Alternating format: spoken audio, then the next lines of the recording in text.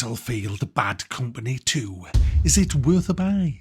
Let's read the words of the developer.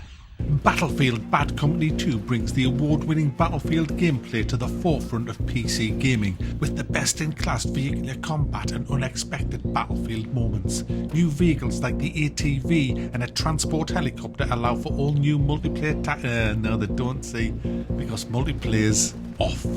Yes guys, it's a retro review of Battlefield Bad Company 2. I know a lot of you will have played this back in the day. Like, I've still got me copy on CD-ROM. It's a long time ago. It's 15 years. Can you believe it? 15 years since this game was released.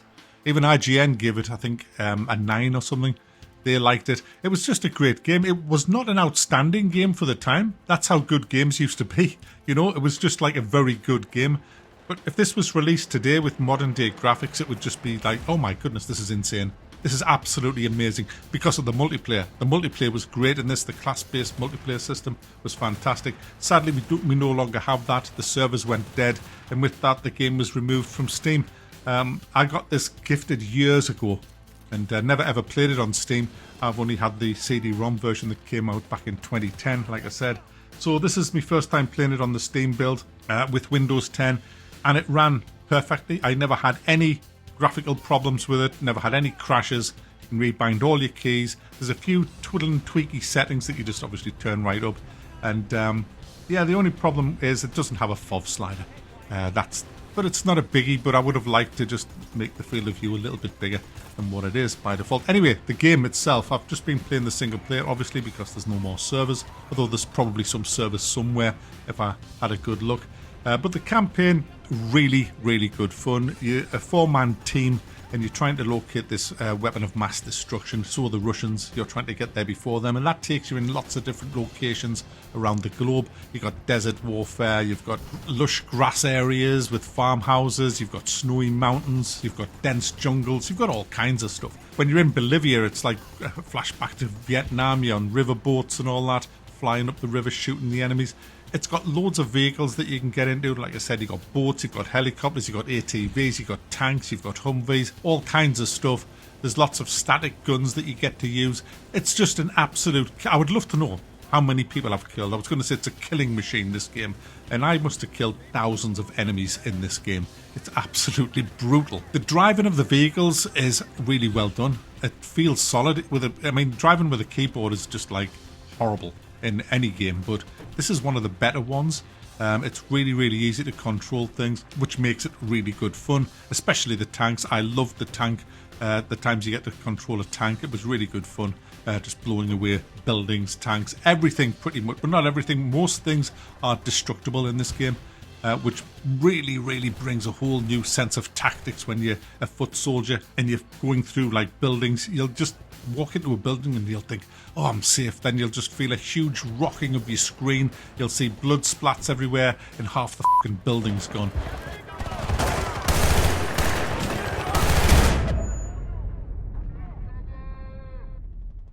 That's how insane this game is when you play it. It's absolutely brilliant. And the noises, the sound is outstanding. The crack of the guns, the booms, the whole rocking of the camera. It's just intense when you're in a big firefight. The gunplay is outstanding. The noises is great. I'm an LMG fan, and running around in villages and towns with an LMG, with destructible scenery, with tons of enemies and things going boom everywhere is just a joy.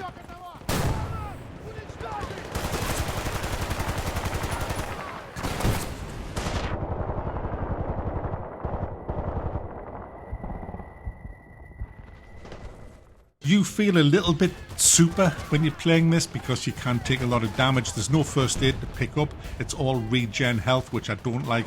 I much prefer when you have to use health kits and you get them off the enemy soldiers. You know, if you're like on 20% health, you know you've got to get out there and kill somebody. I love all that. Medal of Honor did it so well. Sadly, it's regen health, which takes a little bit away from the gameplay. The 4-man squad that you're in are great. It's not like Call of Duty where you're with a bunch of pricks that do nothing. This is actually with your team, and your team do kill loads of enemies. In fact, sometimes they just kill too many and you want to go and kill them. It's so much fun shooting people in this game that you kind of want it all for yourself. But if you kind of have to lay low because you're injured, your team will just go crazy and just start shooting everybody. They're really, really good. So it does have that little sense of realism, I guess, instead of the COD series where your team are just buffoons. So number one in this is not the story or the vehicles, it's definitely the gunplay. The AI go from dumb to really cool. They take cover, they throw grenades at you, they flush you out. Sometimes they're really on ball, other times they stand there in the middle of the open and just get 700 rounds in their face.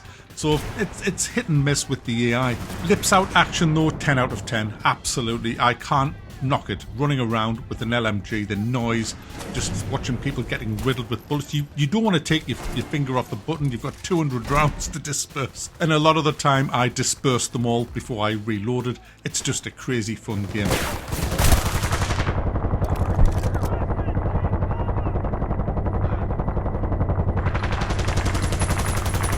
It's a game that when you load up, it puts a smile on your face after 5 minutes of play. It's just that kind of game. Downside, well, there's the FOV slider that I mentioned. Some of the cutscenes are a bit kind of intrusive. They come into the game too often for me. I would have liked maybe half as many. The story wasn't exactly great. There's no save system. It all relies on checkpoints, which I loathe in games. Sometimes you have to go back when you die, and you will die in this. You have to go back and, maybe do a minute's worth of killing enemies. And if you die again, you have to do it again. And that gets a bit repetitive and boring. But otherwise, it's a solid game from 15 years ago. Great fun, excellent gunplay, sounds fantastic. And the battle situations with all the smoke going around is just fantastic. It's really, really good. And, I'll end with this. I can't understand how we've gone so far back over with games. This is 15-year-old, 2010, and when you look at COD from last year, with all the money they had and the so-called expert developers, this game blows Call of Duty away as far as the campaigns is concerned. I mean, if this was the benchmark 15 years ago, why have we gone back over now? It's a shame. It's a scandal. We should be getting way better games than this now, and we're getting worse games. So there you go, guys. Battlefield Bad Company 2, a fantastic game from a time when games were great.